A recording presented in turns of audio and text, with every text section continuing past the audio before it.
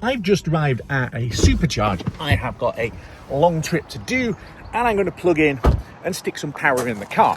But here's a question that comes up quite often. How long should you plug in for? Do you want a short charge and have to charge more often, or do you want longer charges and stop less often? Let's find out.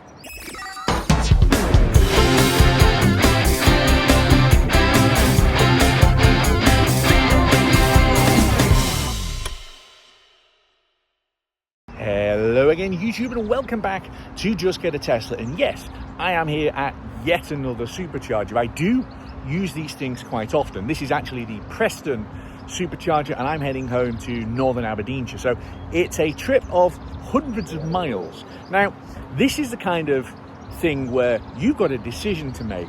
Do you want to be stopping quite often and having to get out and plug the car in and keep getting out and talking to you like this, or do you want to plug it in and then charge it up to, I don't know, 80%, because that's the charge limit on mine for regular use? Or perhaps you've been watching Lee the Macmaster and think that you have to charge to 100% every single time. Well, the truth is, how often you stop and for how long is kind of up to you. But I'm going to hop into the car and next explain the science behind it.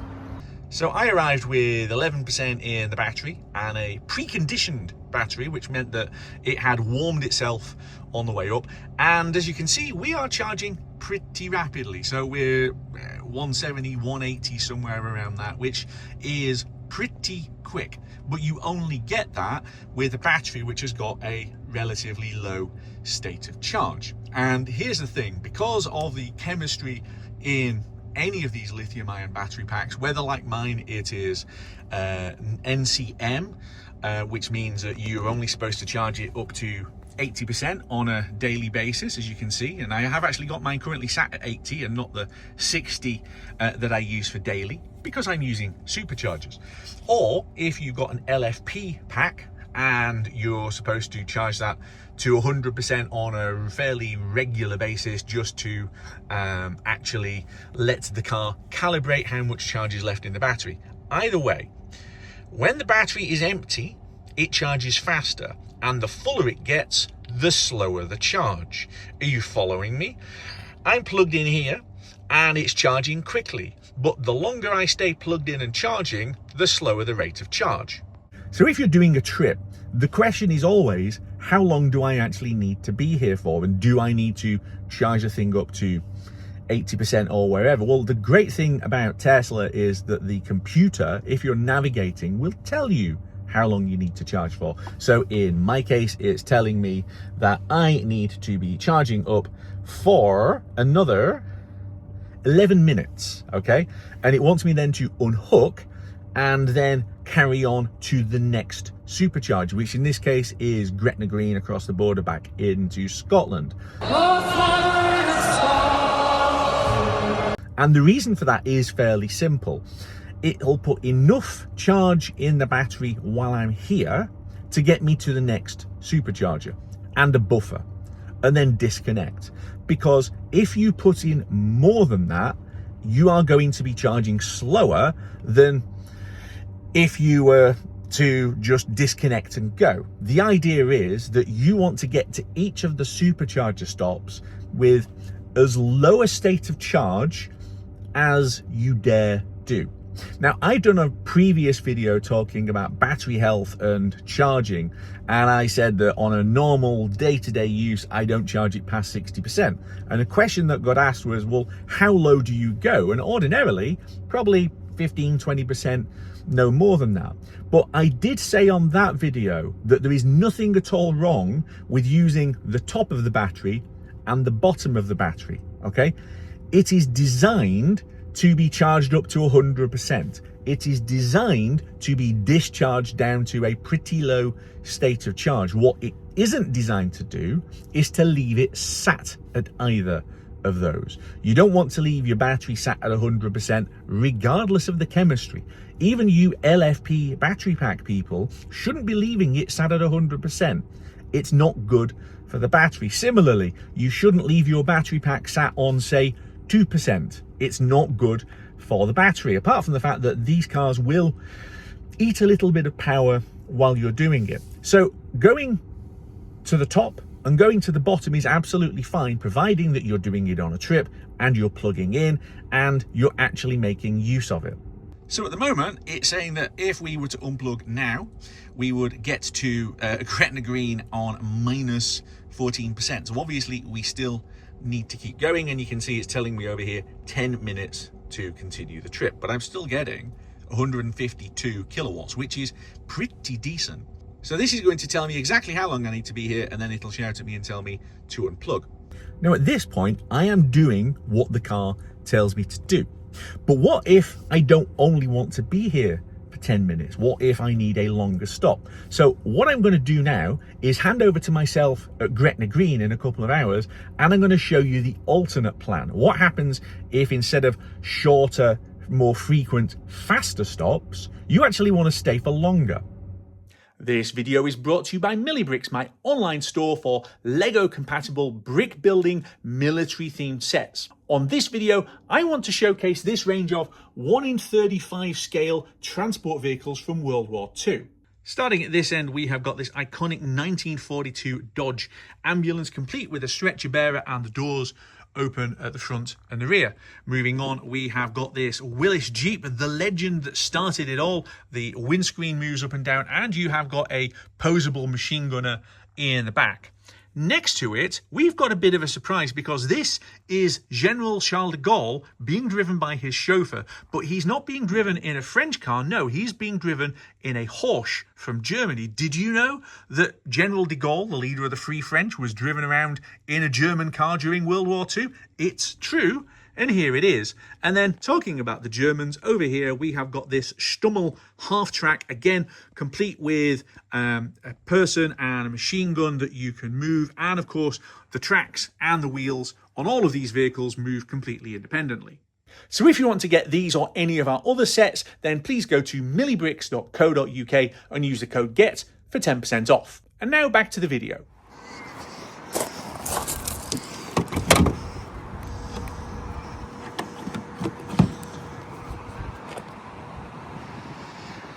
And here we are at Gretna, plugging in, and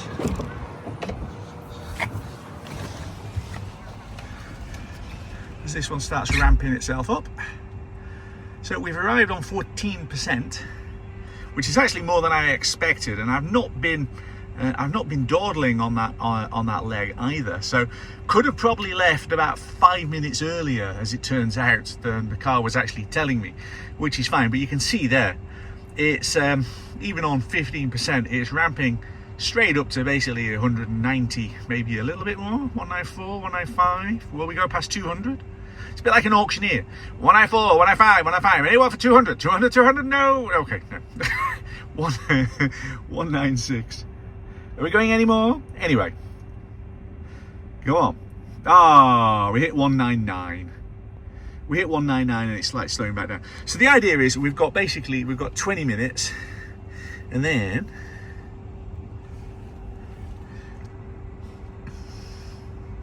and now it's saying 28 minutes at Perth, which is way longer, I'm sure, than I need. So here then is the question.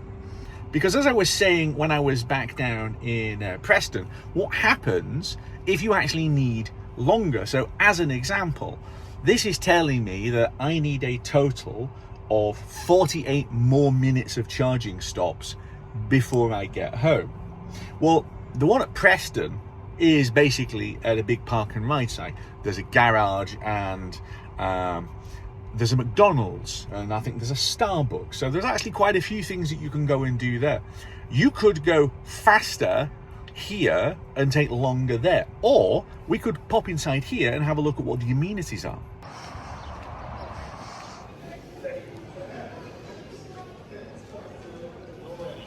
Maybe. Yeah, we've got a Burger King, we've got KFC, we've got a Starbucks, there's a few other things. So here's what you could do. You could stay here longer, okay, charge longer than the car says that you need, because you're going to sit in here and eat. If you need to do that, then does it actually matter how long you stop for? You're stopping for as long as you need, not for as long as the car needs. Back inside from services, I've grabbed my lunch out of the fridge, and we have got all of, well, it says 4 minutes to go, but I'm going to unplug on 60%.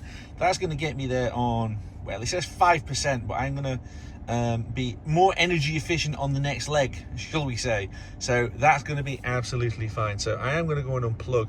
It's got to ask the question though, are EVs normal now? Because there's an awful lot of chargers here, and obviously not just the Tesla ones, but there's all of these other ones, and then there's some further ones down by the petrol station. And you know what, I think they might be putting some more in up there as well. Are EVs just normal now? Is this just where everybody actually goes? Yeah, because I think that's the case. Right then, I have just plugged in at the Perth Broxton Supercharger, and look, we have got two cuckoos here, basically fat wombles. Anyway, I'm plugged in, I'm getting the most charge that I can get, although I am going to tell you in a second what you need to remember about these V2 stalls, because I have just had to move.